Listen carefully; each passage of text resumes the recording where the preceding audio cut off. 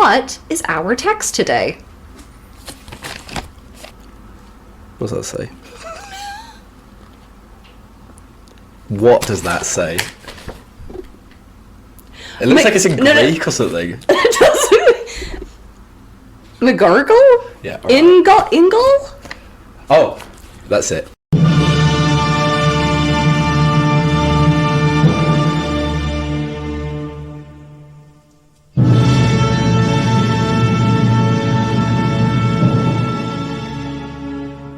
Welcome to Save Me From My Shelf, a literature podcast where we take classic tomes off their pedestal to make you less anxious about reading them.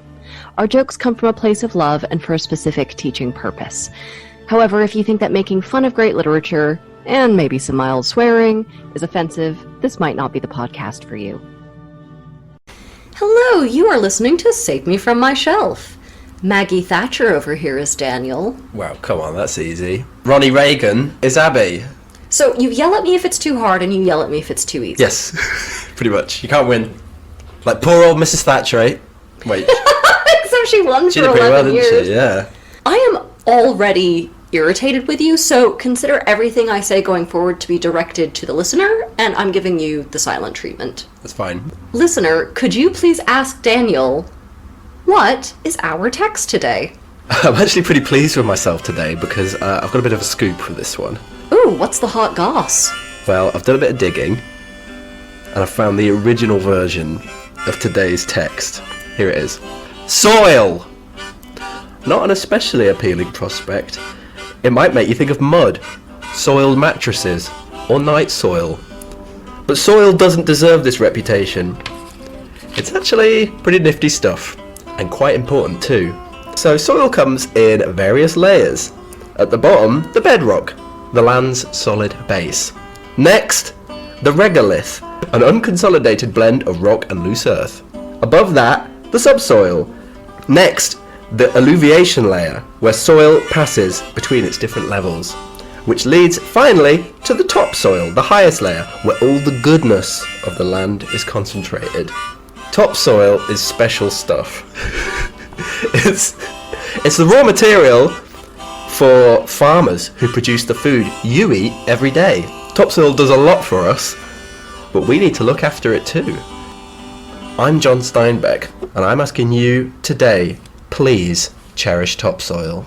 And that's the first version of today's text, The Grapes of Wrath, 1939.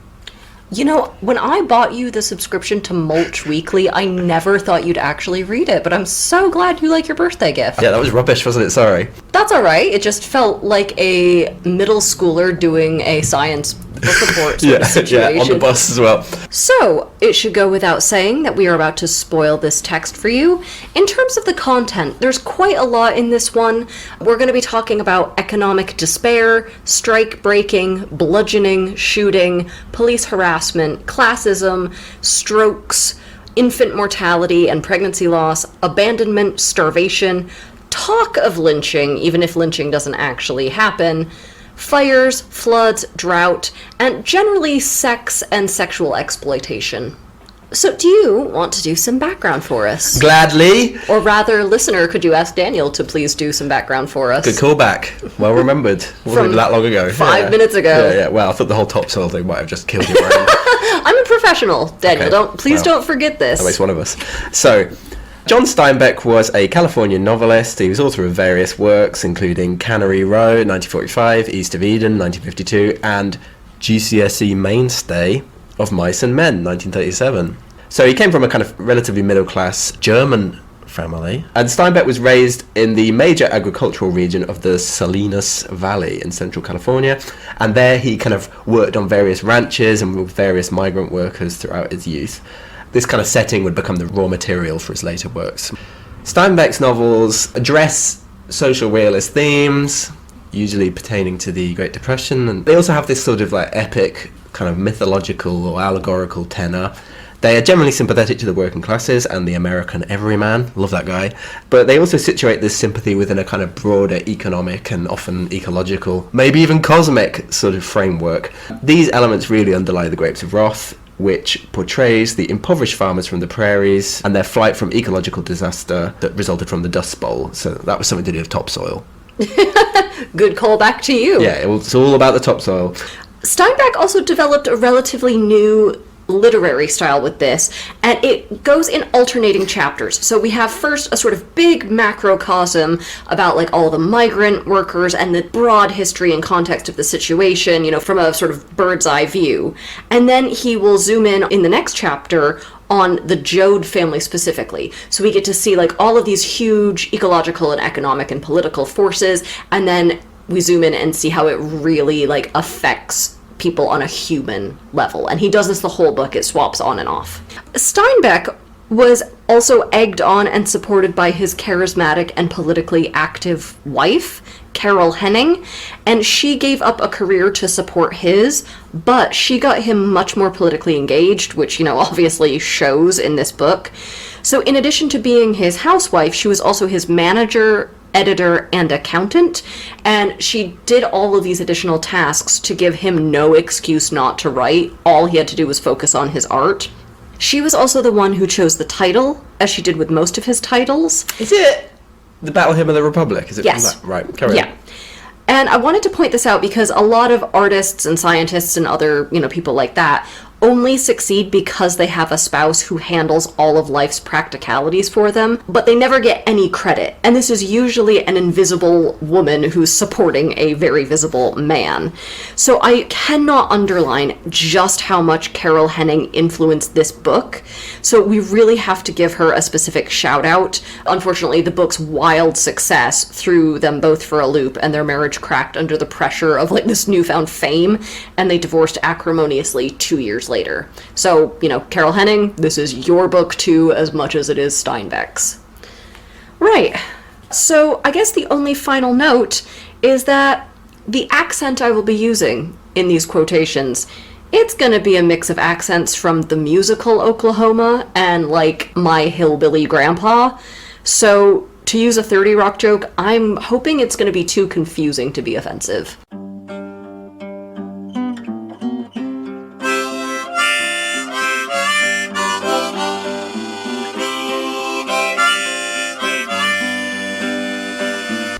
We open on Oklahoma.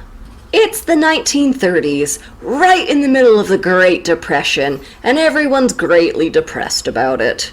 And if you think it can't get any worse, bam! Dust Bowl, baby! The whole world is a blasted heath.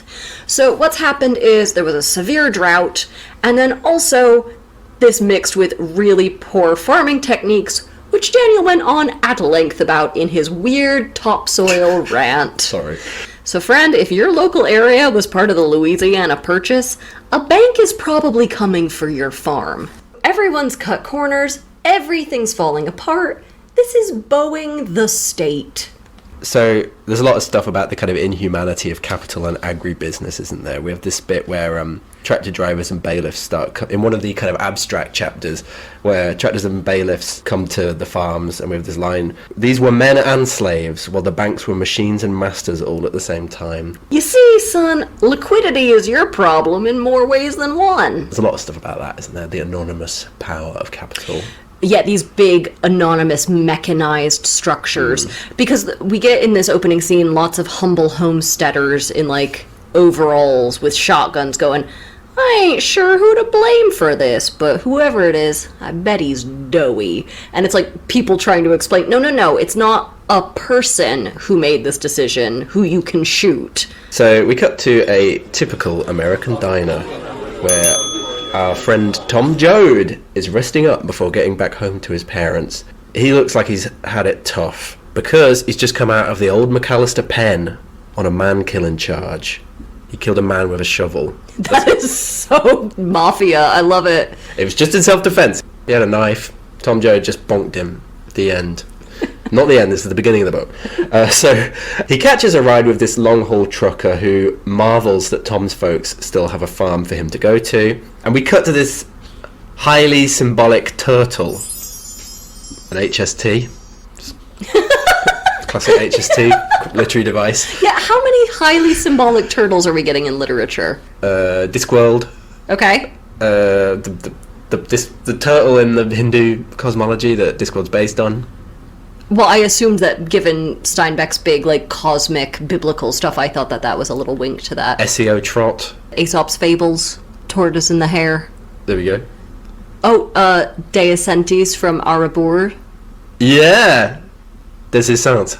That's the one. I speak French. I thought you were speaking like Latin or something. So, this HST, highly symbolic turtle, it's stuck upside down in the middle of the road. Cars avoid it. Some of them try and hit it, don't they? Because they're just mean-spirited. But it miraculously manages to flip itself back over and get off the road. Is this HST symbolic of Tom and of his family? Narrowly skirting one catastrophe after another, barely clinging on to life? Can you spot the metaphor? So, close to home, Tom runs into an old family friend, the Reverend Jim Casey. Huh, a religious man with the initials JC. What? I didn't even notice that! Okay, Daniel's being a because this is like the most famous reading I'm not of even the joking. book. That's the thing. You're not even joking? I'm not even joking. That's the thing. I'm not even joking. Only Jim Casey, he's lost his calling and he ain't a preacher no more. So Tom talks to him about prison, and he's like, oh, I learned to write real good in there. And I'm thinking that's clearly because he spent his days writing penthouse forum letters. See, Tom is all kinds of horny after being in the big house, and he weirdly draws some, like, nasty pictures of boobies in the dirt for him and Jim Casey to look at, and they start talking women. Jim Casey says that while he did used to have a passion for God, his real passion was boobs. Your favorite, Daniel. Jim Casey realizes he was a hypocrite, and he used the Holy Scripture to take advantage of women in his congregation. And so he's lost God, but he's found morality. Tom and Jim Casey get to the Joad home, and Tom knows right away that his family is gone because the front gate isn't locked. Ma Joad always locked that gate, ever since the day the pig got out and went down the road and ate the neighbor's baby. That made me put the book down and walk away for a minute. I was upset by that, yeah. I mean, I know pigs will eat, like, anything. You have to be really careful with pigs, but I was like, what the hell? It's just a great introduction to how sort of... The realities of their life. Yeah, exactly, yeah. The two of them run into a neighbor, Muley, who says the Joads have been kicked off their land, and they're bunking with an uncle. Unky Bunkle. So I have a question. The Joads lost their farm.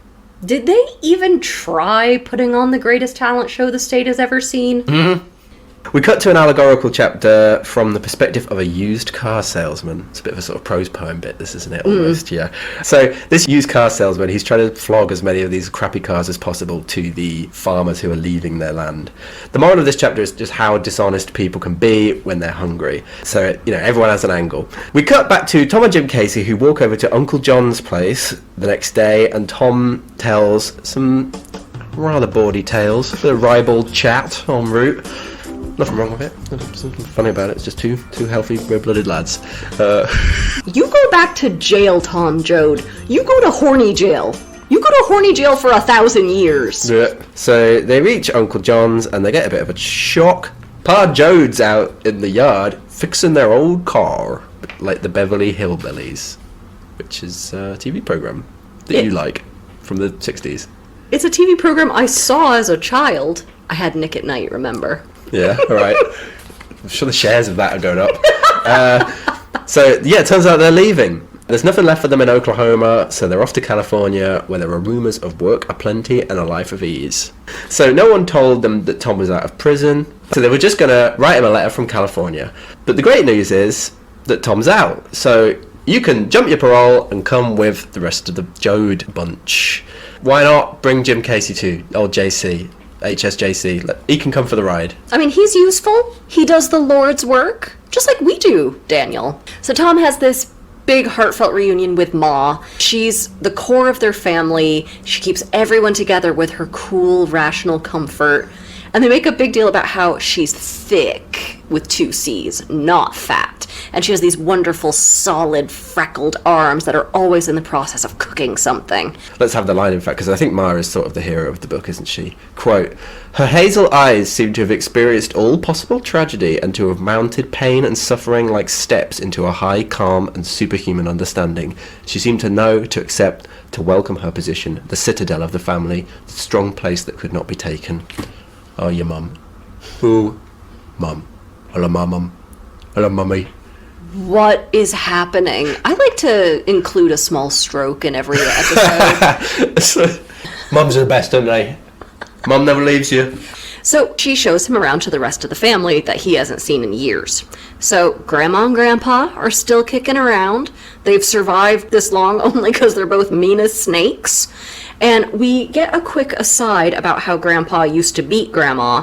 But one day they went to this Baptist revival meeting, and Grandma, she got a bit high on the Holy Spirit. She started speaking in tongues. Standard fare, really, for your average Oklahoma Jesus rave. She grabbed a shotgun. She shot Grandpa, tearing off one of his ass cheeks. Which one?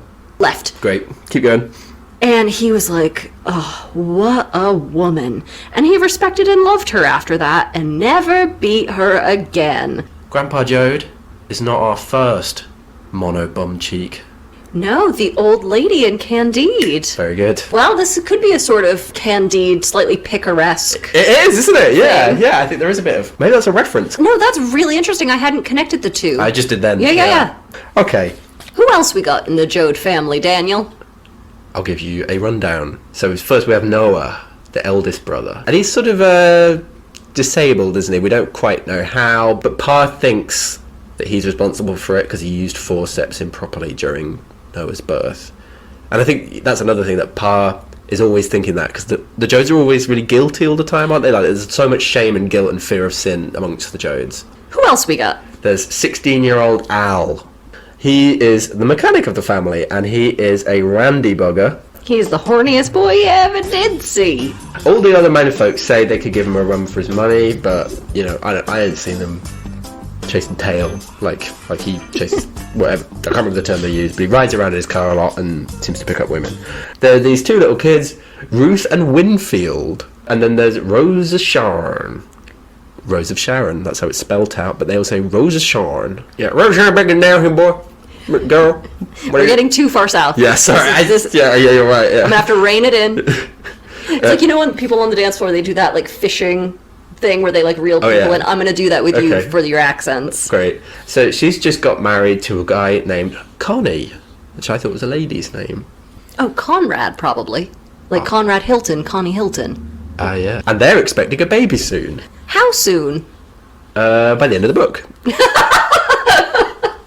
Great, so that's all the Jode bunch. Plus the Uncle John who they live with, who's also guilty and drunk all the time. We get our first proper glimpse of Rosa Sharon, or Rose of Sharon, if people enunciated, and her husband Connie. I'm not really sure how they met. Is it implied that, is Connie related to them, or is this like an only farmers hookup, or... They met at the, corn dance. The corn dance. I'm familiar. You don't need to tell me about the corn dance, Daniel. Anyway, Connie's a little surprised by the change that has come over his wife. See, a few months ago, Rosa Sharon was all come-hither looks and wildcatting in the sack. A literal sack in the sack. But now that she's a serene mother moon goddess, great with child and mystery, he seems almost a little bit afraid of her. Meanwhile, the Jode men are all depressed and angry. They've put everything they own on Facebook Marketplace, and all they got was $18. Did you do a measuring worth? No. And I'll tell you why.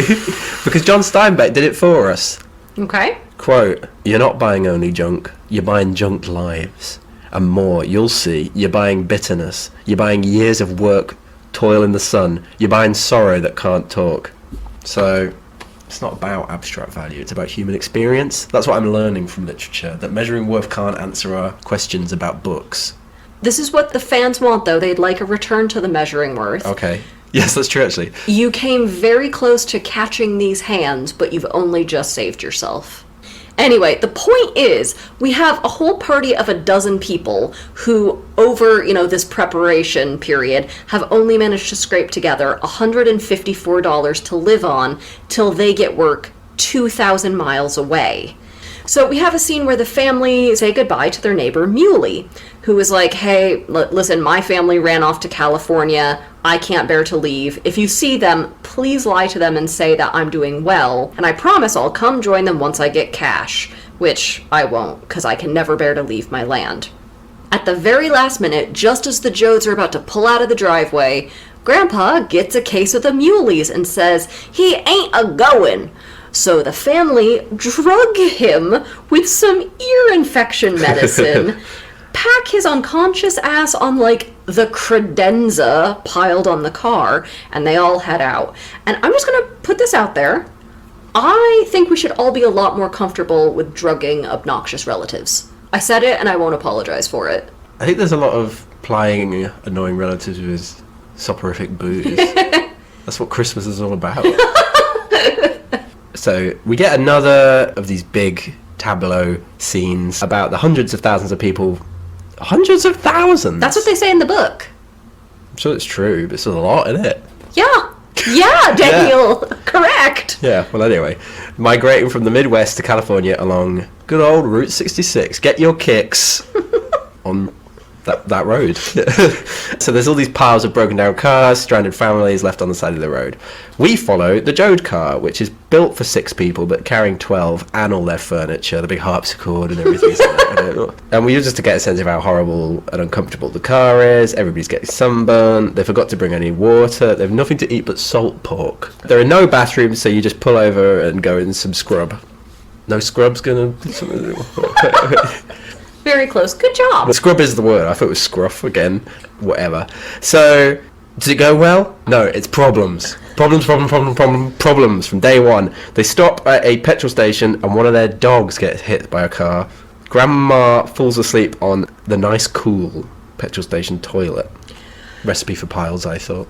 This is the closest the family can get to a luxury holiday. Grandma catching 40 winks on an ExxonMobil crapper. That is the bleakest shit I've ever heard. It goes a little bit Little Miss Sunshine, because Grandpa, he has a stroke and he dies the very first night. And a bit like Little Miss Sunshine, this death is going to put the wrench in the works to get to California, or spanner, I should say.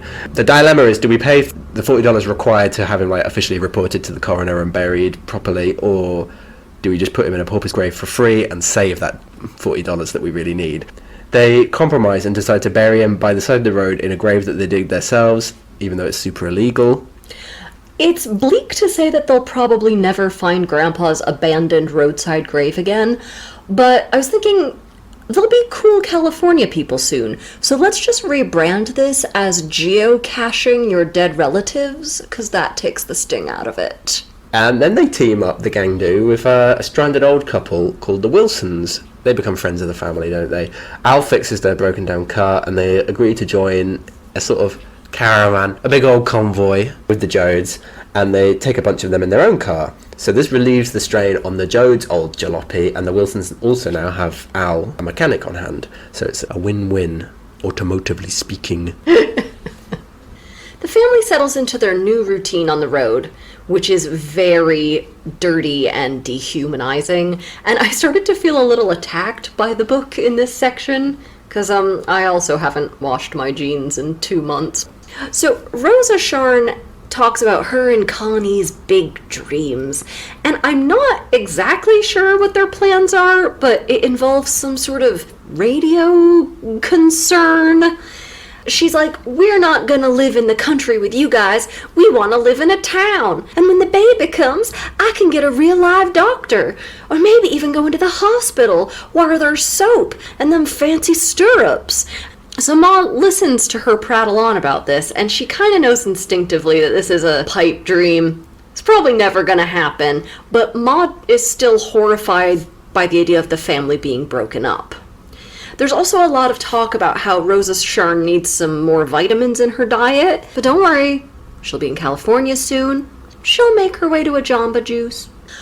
One of the cars breaks down. So the family camps out while Tom and Jim fix the car. And whenever these two horn dogs get together, all they do is talk dirty to each other. Is this a queer reading? Like, just Probably closest we're gonna get. seriously, just already and stop hiding your love under a smokescreen of dusty comb-overs and corncob pipes. I'm sick of it. As the family camps that night, they get shaken down by locals. Things get really tense between them until the men find out that the Joad family is going to California. Oh, you got a flyer, did you? And do these flyers say they need hundreds of labourers to pick oranges for a good wage? Well, I saw the same flyer and went to California, and I just got back, and I hate to break it to you, but these companies knew how desperate everyone is, and that they'd attract thousands more workers than they need. Everyone keeps getting underbid by someone even more desperate, willing to work for even less, and the companies can pay practically nothing, work you as hard as they like, and never run out of labourers. So here's my advice: if someone offers you a job, you get his name and his wage offer in writing. This couldn't get more prairie gothic than if they drove by saying, "Turn back, you're doomed, you're all doomed." The men collectively agree not to tell Ma or the others about this bit of bad news. This is where we need a backup plan, like diversify. You already know Al and even Tom are skilled mechanics.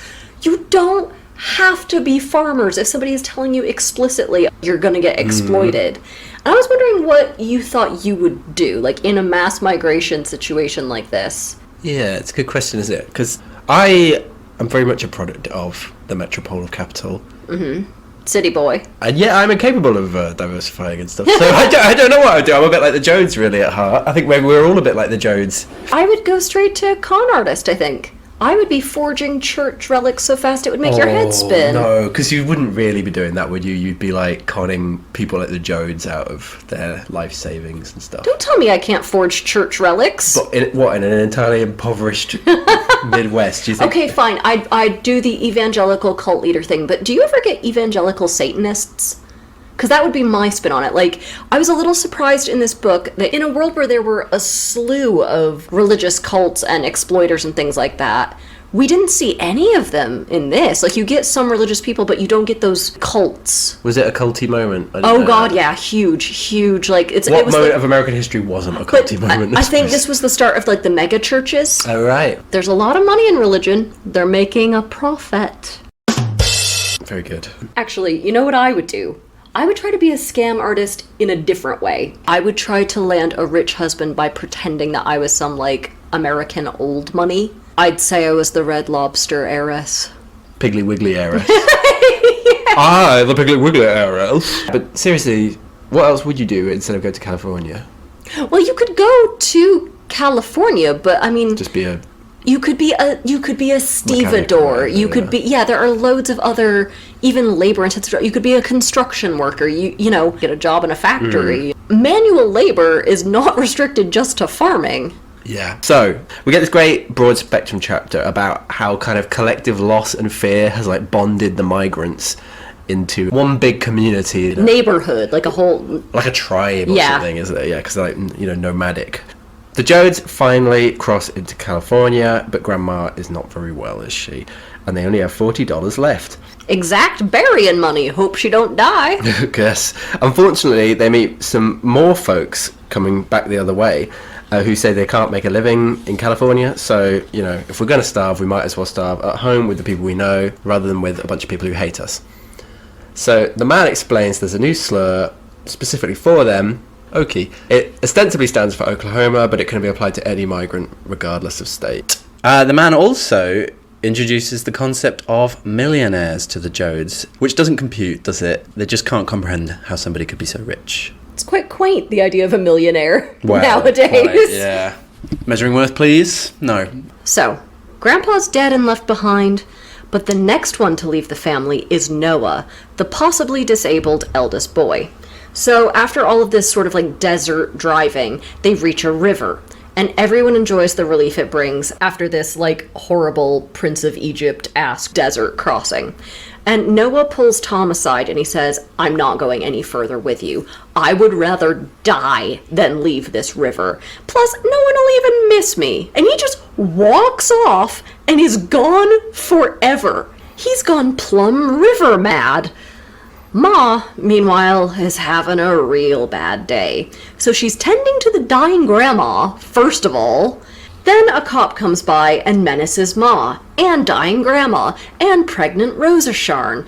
And he is so vile to these, helpless women that Ma almost murders him with a skillet. And then another blow to Ma. The Wilsons, their dear friends who they met on the road, who have the car that they desperately need help with, shuttling all these people. They're old, and they're just too tired to keep going at this speed. So they're like, we're gonna stay behind and rest. We give up. The family is all busting up. So is this gonna be last Jode standing? Because if they were smart, they would start a Jode tontine. So we get one of these non-main plotline chapters, and it's a scene with two guys working at a gas station, talking all about these kind of dirty immigrants, how they're stupid, barely human, why would anyone choose to live like this, how are these idiots crossing deserts and borders and endangering their kids, and for what?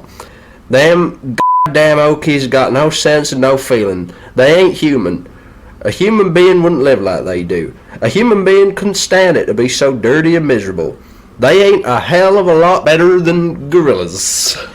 That's such a bad take, not even because it's offensive, but a true American would say, hey, give me your tired, your poor, your huddled masses. If they're financially exploitable, they're good with me. Exactly. They should be welcoming them in if you're a true patriot. It's almost as if capitalism has contradictions. As Patricia Lockwood says, we did not trap George Washington's head on a quarter for this. Not in my America.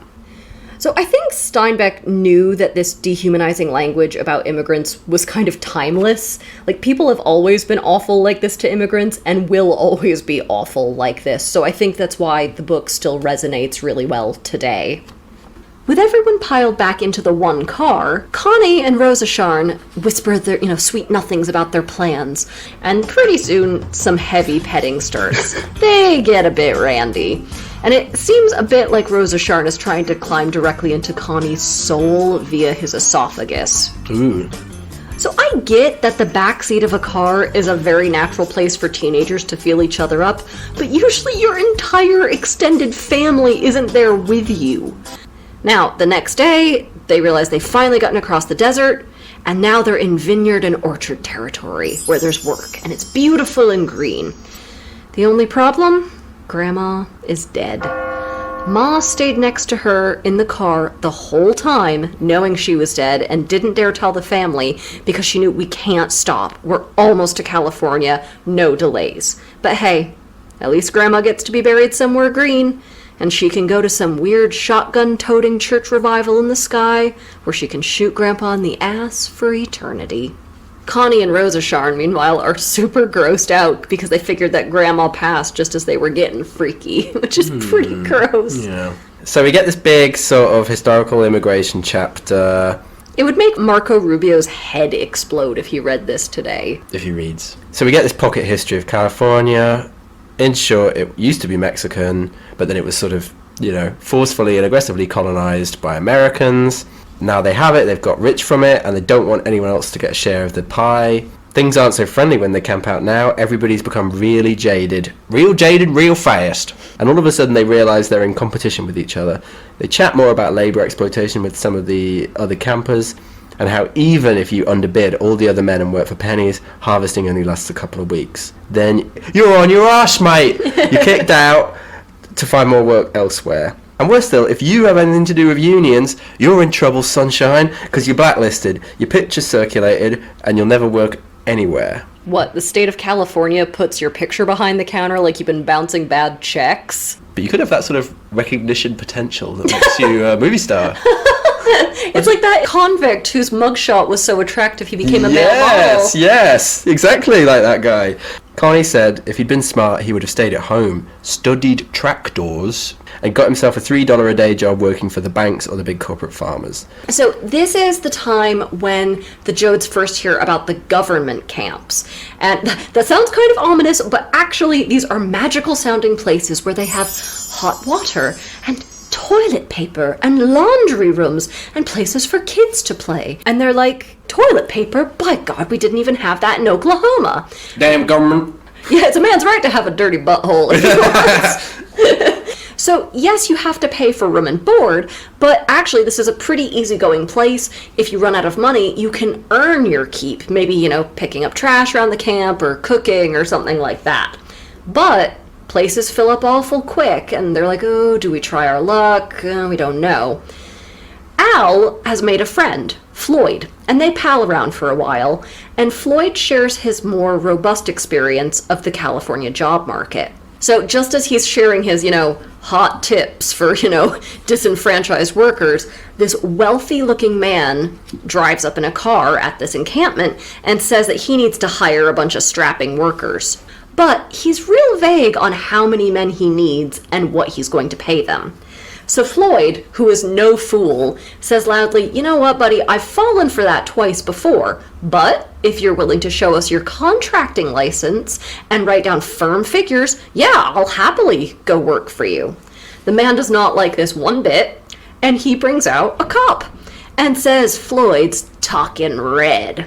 So Floyd's like, whoa, now, if you're on the level, why do you need to bring a cop with you? And why won't you be clear about your numbers? They immediately try to arrest Floyd, who sucker punches the cop and runs off into the crowd. The cop shoots wildly after him and basically shoots this bystanding woman's hand clean off. That's a horrible bit, isn't it? They Jamie Lannister to Ellie Mae Clampett. So the hiring guy is like, ooh, getting real heated, so he makes a quick getaway. He leaves the cop buddy behind for Tom and Jim Casey to knock unconscious, and Jim Casey even kicks the guy in the throat. I'm like, this is some Patrick Swayze Roadhouse shit. More cops inevitably come, and when they do, Jim Casey takes the fall for everything to protect the Jodes and Floyd, and he's the one who goes to jail. There's a lot of chaos, and we're basically buying our aftermath in bulk here. Like, we get these scenes of, not really very much happening, and then there are these huge crescendos where everything happens. This is one of those moments. Jim Casey's selfless sacrifice for the family prompts a confession from guilt-ridden Uncle John. And he says, I've been selfish. This whole time, I've been stashing $5 away for the day that I could get drunk, instead of using it to help the family when we're broke. And Pa Joe asks what the hell he needed $5 whole for. Quote, champagne-y water? Hey. Floyd sneaks back and says, listen guys, we gotta get moving. A posse is gonna come and burn the whole camp out. They're packing up frantically to leave, and this is when Rosa Sharn realizes Connie's gone missing, and she starts worrying something's happened to him. Al, in typical younger brother fashion, says, you know what, Rosa Sharn? Quit your worrying. Connie's probably just off taking a prolonged and stressful crap. Which, given that they've only had salt pork and potatoes for 3 straight weeks, is not unreasonable. These are not healthy people. Not one of them has ever even seen a banana. They are certainly not getting their 10,000 steps in. John Harvey Kellogg somewhere is screaming into a pillow. Because they're all whacking in that car. Oh god, everyone's horny, no one poops. Yeah. Someone tells Rosa Sharn, actually, I saw Connie running away in the opposite direction. He is probably long gone by now. And Rosa Sharn realizes she's been abandoned at 7 months pregnant. It's just like Natalie Portman in that Walmart baby movie. Yeah, I don't know what that is. Don't worry about it. They really have to get moving before they're all murdered in a firebomb. So you know what? Connie's on his own. Oh, hell. Now where's Uncle John? Okay, so turns out he's picked the worst possible moment to run off and get drunk after all. Tom goes searching for him and finds him nearly unconscious in a shanty town after only being gone for 30 minutes. And I was like, is this guy a super lightweight? 30 minutes? No! In that time, he has downed 2 pints of whiskey. So he's miserable and guilty and begs to be left with the Hooverville drifters instead of the decent folk looking for work. It's what I deserve. And Tom's like, Uncle John, we don't have time for this right now. And he carries his unconscious ass back to camp. So they're like, okay, we gotta make a decision. Let's go south we're going to try our luck in one of those government camps. And they have this very tense escape because all the roads are blocked off and being patrolled by vigilantes with guns and bats and things. And so it's actually quite thrilling. Like a fruit bat. Yeah. Guns and fruit bats to fling at people, give them rabies. Go in your hair. Yeah. Does it lay eggs? They arrive at the government camp. They get taken in right away, and it seems like a paradise. There are no sneering city folk for miles. I mean, everyone here is dressed like they're living in a fat face. There's lots of baggy dresses and dingy florals. Lots of Laura Ingalls Wilder types. What's the best part, though? No cops allowed. Because this is federal land, ain't it? This is not state land. That's good for, parole jumping, cop punching, ex-con Tom. That's hard to say. Listen, write in and say if you could say that easily. Parole jumping, cop punching, ex-con Tom. He's not going to get arrested, is the point. We can use that for our vocal warm-ups later. yeah, okay. So there's all this fish out of water stuff. The Joad children learn to use a toilet. We never forget that day, do we? I like toilets. I don't know about the rest of you. I like toilets. Like aesthetically or sexually or... They're just useful, aren't they? Yeah, good invention. On a purely functional level, I like toilets. Although, actually, I'm thinking about it, it's bad for topsoil, isn't it, toilets? Because it ships all the shit out of... It ships all the shite? It ships all the shit out of its sort of native land. Okay. You should be shitting on the land, rejuvenate the topsoil. Okay, well, I look forward to swinging by your house later and seeing you squatting in the garden. The big pile.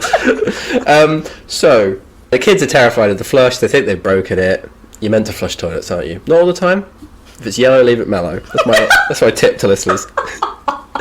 So Tom gets a lead on a job, and Ma Jo does her first ever shower and just about cries with relief about how nice everything is despite them having lost half their number. So if you've forgotten... For those keeping score at home, who have we lost, Daniel?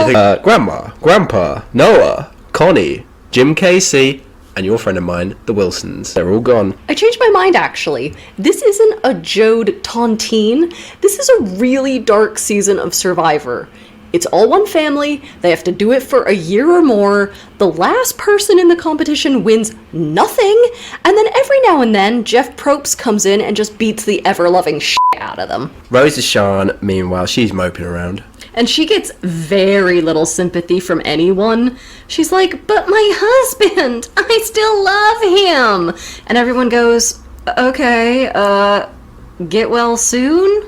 Yeah, she is framed as a bit of a drip, but I think she's got legitimate reasons to be upset. First of all, you are still a teenager. You're starving, ripped from your home, 7 months pregnant, abandoned by your husband, and let the woman have her hormones, for God's sake. Well, that too, yeah. So, some Bible-thumping old bitch sees Rosa Shawn, kind of gets a sense of her vulnerability. That's what they do, don't they, those religious types, and decides, here's a pigeon, I'm going to really lay on the religious stuff, the Jesus stuff. She's like, avoid sin, girl, or terrible things will happen to your baby. Terrible things. Ugh, go back to the cast of Robert Eggers' The Witch, you old Protestant hag. And she's like, oh, your baby's already burning in the fires of hell. Ma Jo, she sort of kicks her out and comes close to hitting her at this point. Yeah, she muscles in there real quick and she's like, Madam, it is time to retire to your yurt. But it's too late for Rosa Shawn to be cheered up. She's already becoming paranoid because she and Connie used to do some sinful hug dancing. You know about that, sinful hug dancing? Yeah, what is that exactly? Is it the second base two-step? The foxtrot? What is it? Very good. Is it just not leaving room for Jesus? So there's a bit of a party one night at the government camp. A square dance, wholesome, good fun. There's fruit punch, someone's playing the washboard, the men are all wearing their very best Kirkland jeans, the signature Costco brand. And Tom is put in charge of keeping the peace. See, every time there's a dance or any sort of social event in these camps, the cops come sniffing around, because if there's any sort of violent disturbance, like even something as small as a fist fight, for example, the cops can claim it's a riot and bust in and rough everyone up to keep them in their place. The cops don't need a warrant for a riot, and they hate to see poor people treated like human beings and having a good time. And they say pretty explicitly, it makes for bad workers. You know, if you treat them like humans, they're going to start expecting things like safety and fair pay. Tom's told that, listen, the cops likely have some sort of plant in there already. A rose bush? Like a saboteur. Oh, right, that's terrible. J'accuse. We're all desperate for money and work.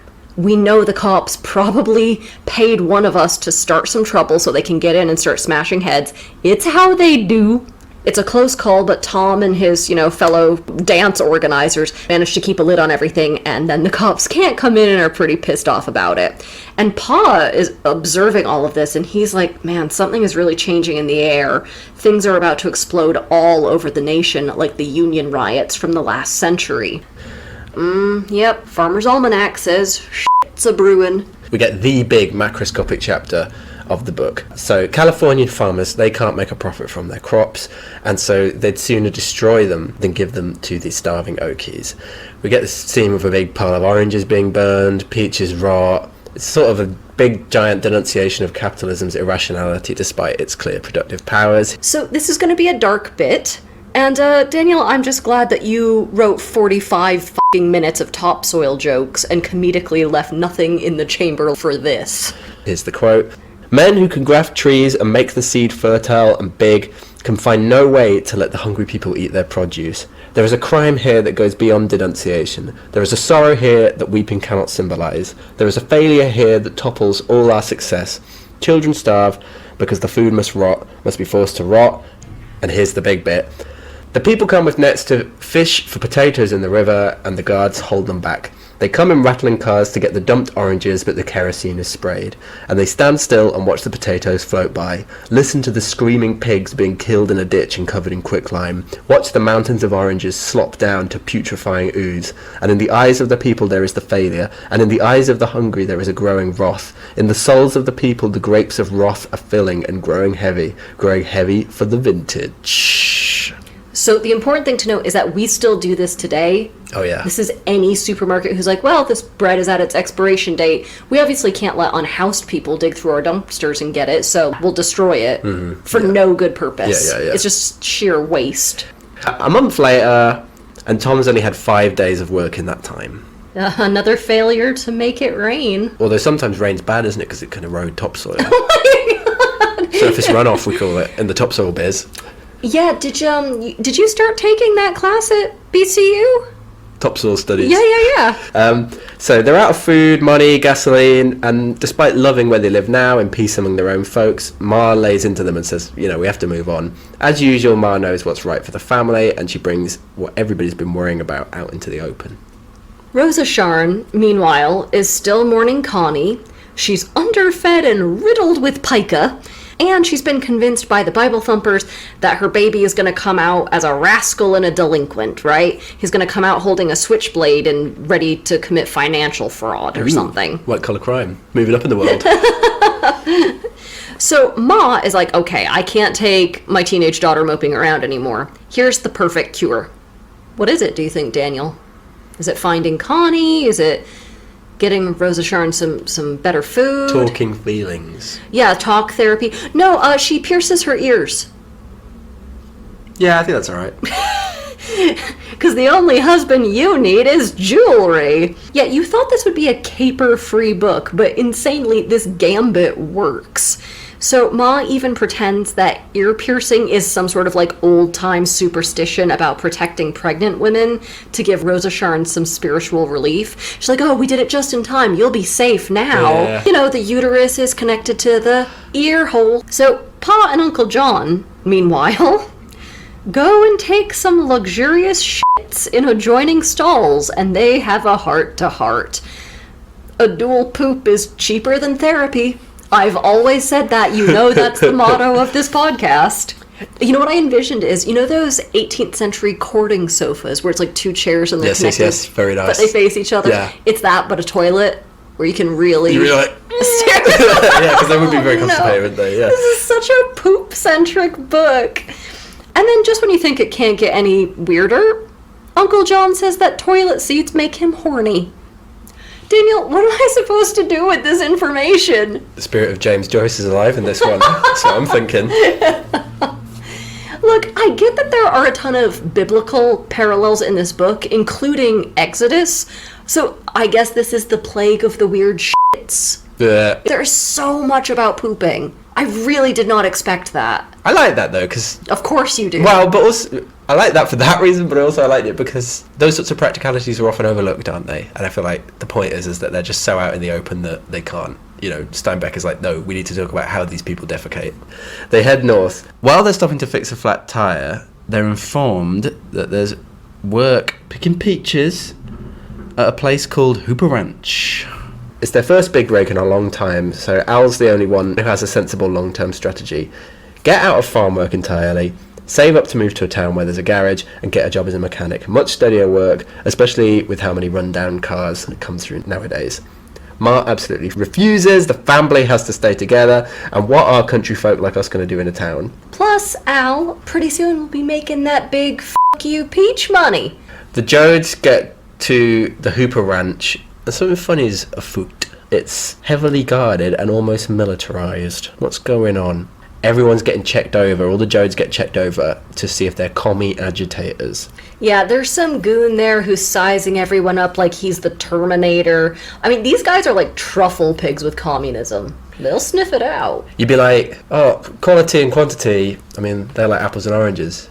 And the communists would be like, well, actually, and then they're like, no, you're out. You know, that's what they do, don't they? That's how they get you. They get you with dialectics. Or they use your dialectics against you, which is actually very dialectical. Daniel, how about you finish your section? Yes. So none of the Jodes is on the list of being a commie agitator. It's 5 cents per box of peaches, no bruised fruit. Now get to work and no slacking. The family are given a worker's house, and they're initially really excited about it until they see it. Even Ma, who's been living in a tent with like 45 other people, is like, ugh, this house is raggedy. But in a very Property Brothers move, she manages to make it livable. The Hooper Ranch is kind of sinister, isn't it? And all the people in the neighbourhood seem broken and afraid. The Jodes are completely out of food now. But when they check in, they find out that the ranch has a shop where you can buy food on company spec. Company what? Spec. They don't pay you in money for your labour, they pay you in, like, Hooper Ranch bucks, which you can use to trade in for food. It's like those Chuck E. Cheese tickets. It's never enough. Yes, yes. The red flags is a little joke. Maybe you should say it, Abby, because it's your joke. So, such a good joke. I couldn't do it justice. Such a good joke. Shut up. So what I wrote was, the red flags don't belong to the imaginary commies. They belong to you, ranch owners. That is a solid joke. This is good podcasting. Carry on. Okay. Ma finds out that the food is all a huge markup as well. So the long and short of it is, and which will dawn on them in the coming days, they want everybody to spend all that they earn on food trying to stay alive and have no cash to be able to leave with. While it's not the case here, there's also a common trend in company towns like this to get people to slightly overspend at the store, just try to stay fed, so they're in debt to the company and have to stick around to work it off. Yeah, we had some of this company town stuff in Parable of the Sower, didn't we? Yeah, we've talked about this on the show before, and actually, again, times have not changed very much. This is actually something that big tech bros are proposing right now. They want a lot of towns like this for their companies, you know, in California today. So if you ever hear company town or see a setup like this, run, because this is debt slavery. Yeah, just give me normal wage slavery. Hey, give me the free market. Yeah, quite. And the Jodes are quickly realizing that the 1 star on the California flag is actually the state's Yelp review. Hey, very good. So they get to work on Hooper Farm, and there's a lot of, they realize it's actually pretty difficult to pick peaches quickly enough to earn a wage without bruising them, so that's a whole thing. The men are worked like dogs. They're not pulling a sled, but they're worked hard. And they're half-starved. And we get this one long scene about the one tiny hamburger they eat for dinner. What I kept thinking is, it's wild that 90 years from then, restaurants in California will serve this exact dish, but tart it up as a grass-fed Angus slider and sell it as like a $30 appetizer. More than the lack of food, though, they realize that the workers are locked in at night behind the militarized, fenced-in ranch. They can't even come and go as they please. So one evening, Tom's trying to push the boundaries of this. He goes out strolling at night. He's kind of seeing if he can wiggle under the fences and things. He discovers Jim Casey near the camp. He's out of the clink. And just like Jesus, Jim Casey is also a felon. And hoo boy, jail has gotten him all kinds of enlightened about structural inequality and the power of collective action. Casey's like, men acting together against the few with power is the only thing I've ever seen that's gotten results. And maybe people should apply that here, and all over California, and all over the country. See, when Jim Casey got out of jail, he ended up at Hooper Ranch, just like the Jodes. And just like the Jodes, they started by paying him 5 cents a box. But soon, they dropped it to 2.50. So Jim Casey and the other fellas, they went on strike. And this is when Tom Joad finds out that he and his family have accidentally been brought in to work as scabs. Jim Casey says, "Mark my words, once they break the strike or drive us off, they'll start paying you 2.50 cents too." Jim and Tom, they're catching up, but then Jim thinks he hears something. Sure enough, it's some of them goons, company men, those vigilante men, sneaking up on him like a thief in the night. Jim Casey, in one of the most famous lines in the book, tells them, quote, "They don't know what they're doing." Jesus. Yeah, what is it? Forgive them, O Lord, they know not what they do. They know not what they do. So yeah, that's when the Jesus parallel becomes very explicit. One of the goons smashes Jim's head in with a club. Take that with your discourse. Is he alright? No, he's dead. Will he come back in 3 days? Well, they're not going to stick around long enough to find out. Come on, Steinbeck, give us the full "he is risen" metaphor. I mean, Fox News is always banging on about the war on Christmas, but nobody ever talks about the war on Easter. Tom gets into a scuffle with the goons in the dark. He grabs this club and he hits one of the men, possibly killing him. Tom's face gets bashed really badly, but before he's seen and recognised, he manages to slither away through a poison oak patch and get back home. That rash. Yeah. Oh god, that's a bad night. This was every Saturday night for me when I lived in Glasgow.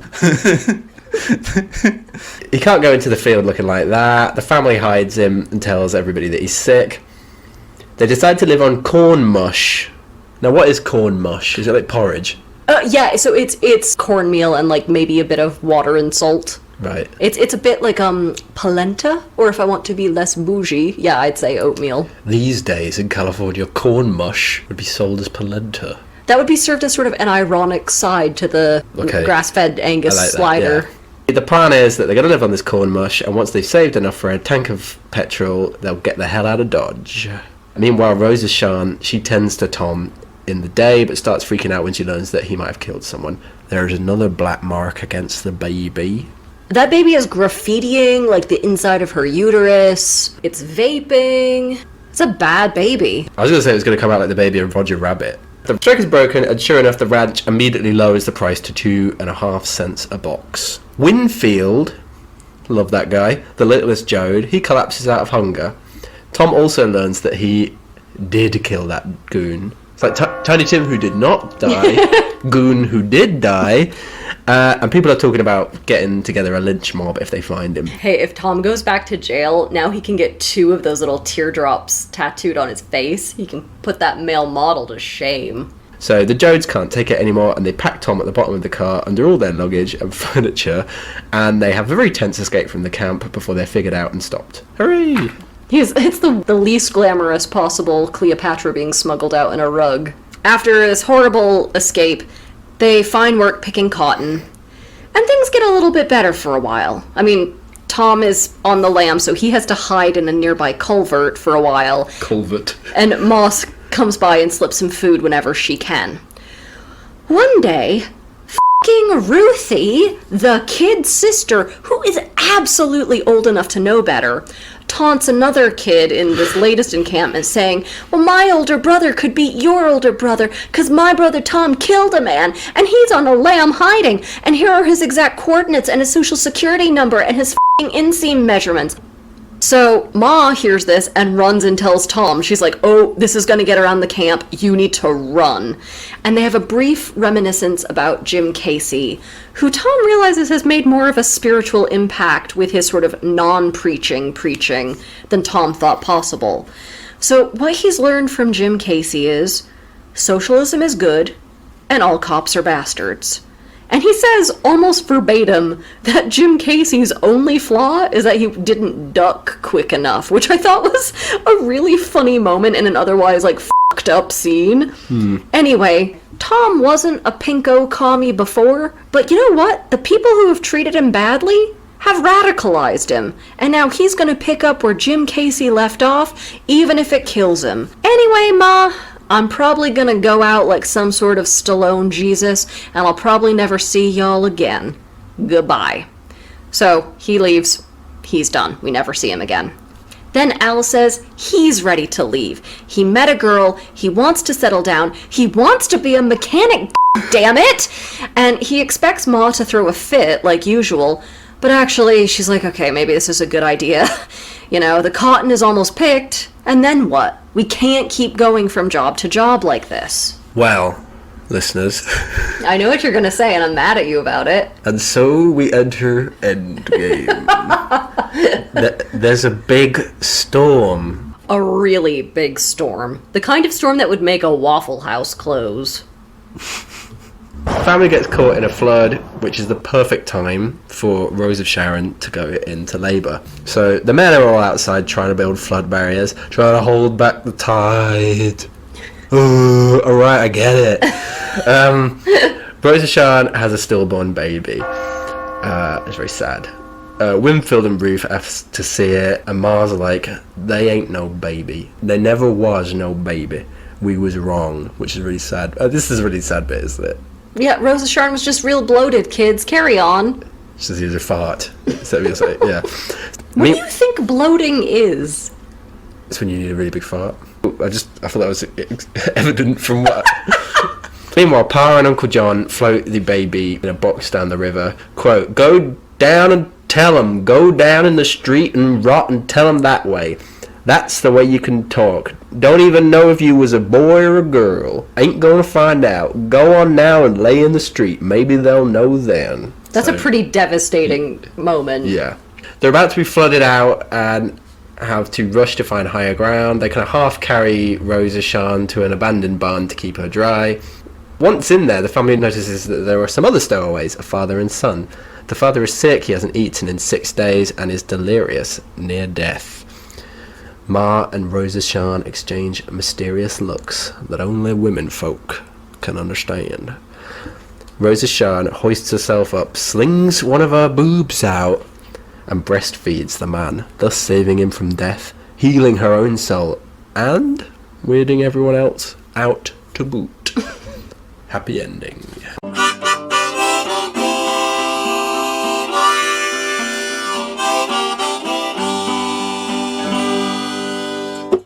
So, would you like some casting? Yeah. I thought this would make a really good Robert Altman film. Very anti-Hollywood and sort of like an alt-western. Plus, it's very chatty, so Altman's casual overlapping dialogue style could really do justice to the text of the novel. And it could lean into some of that satire, too, which would also make it different from the Ford adaptation, like make this a little bit more satirical. For Jim Casey, I was kind of thinking I wanted maybe a Tim Robbins type. Somebody who has this sort of like weird serenity about him. For Tom Joad, I wanted either Tim Roth or maybe Chris Cooper. Somebody who's sort of lanky and they can play either really sweet, but they have that little kernel of meanness in them that needs to flash out now and again. And now for our segment, Bad Goodreads Reviews. Literally not one mention of grapes in the entire book. 1 star. First of all, yes there is. Secondly, you're taking the piss. Come on, if you're going to bother to write a review, write something that's actually useful. They literally say grapes of wrath in there. Piss off. I would have much rather spent my time reading about fairies licking each other. 1 star. So, Daniel, you look very confused. I'm going to explain. This review was written about 2 months ago, so this person is clearly talking about A Court of Thorns and Roses. God bless you if you are into erotic wing play. That is between you and Jesus. But that is the weirdest possible book to throw in apropos of nothing on a review of The Grapes of Wrath. Ruthie was so fucking annoying. Like, sit still for a second and be normal. 1 star. I'm gonna turn this car around and go back to Oklahoma if you don't shut up! All right, time for some analysis. So, let's talk about the form, the alternating chapters, which was pretty consistent.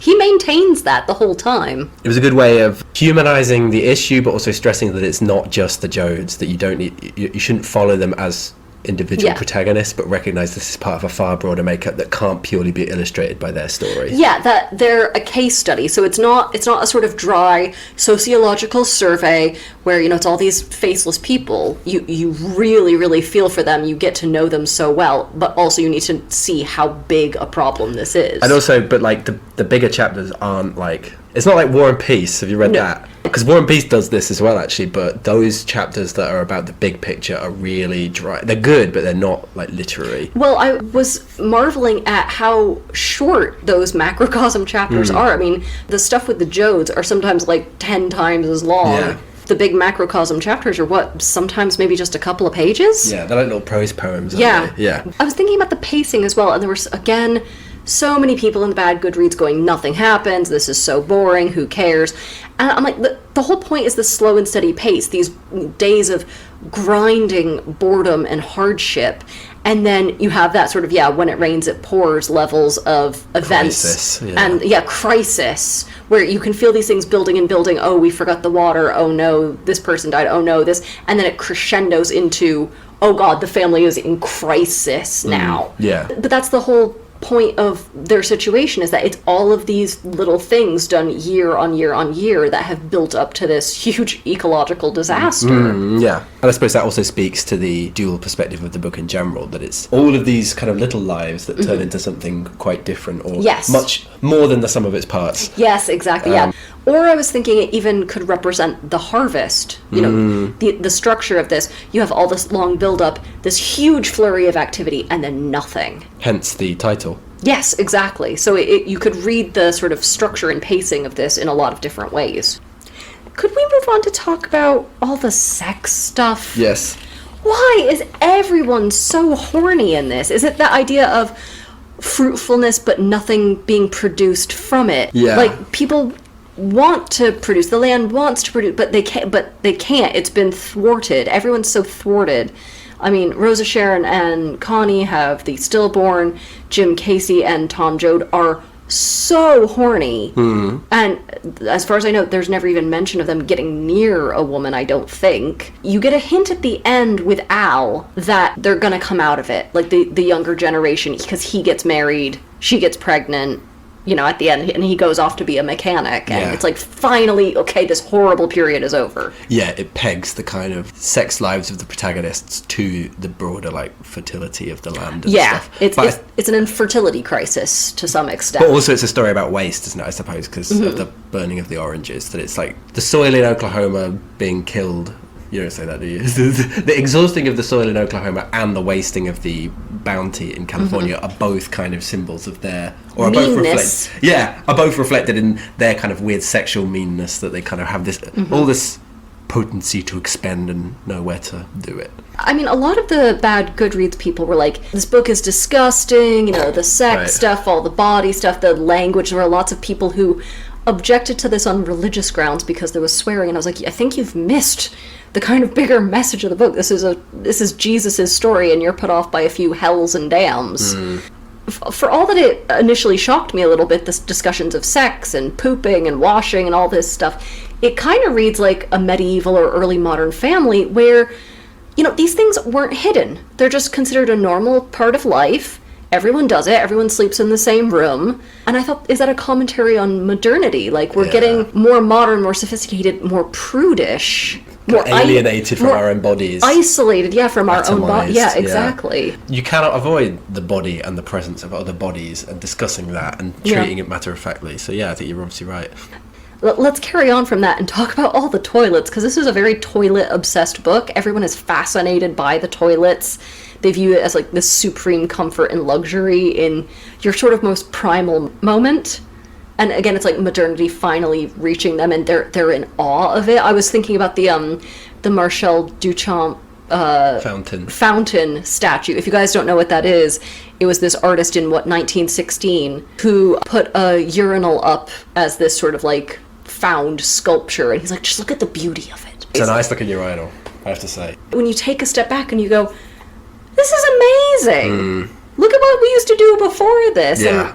Yeah. Have you seen that James Gilray cartoon about different ways that different nationalities Probably. Sounds like the sort of thing that you wouldn't like. I think it's very funny. No, you're obviously right, though, that it's a hard path to tread, isn't it? But Steinbeck does it that one way. You can criticise modernity, but also recognise that it does bring some good things. It brings loads of good things, Yeah. like the bit about the California stuff as well, that look at the amount of food that we're capable of producing. It's the irrationalities in modernity Yeah. at present that are at fault. We want toilets. We We could- want beaches. We could feed the world with this, and exactly. instead we... 10 yeah. times over, and Yeah. you're not doing it. Yeah, no, you're right, though, yeah. It's a vindication of modernity as much as an attack. Now on the agenda, gender. You want to talk about gender, do you? Okay. I think, again, it's the times they are changing, where the men are sort of defaulted to because it's what we've always done and it's how we were raised.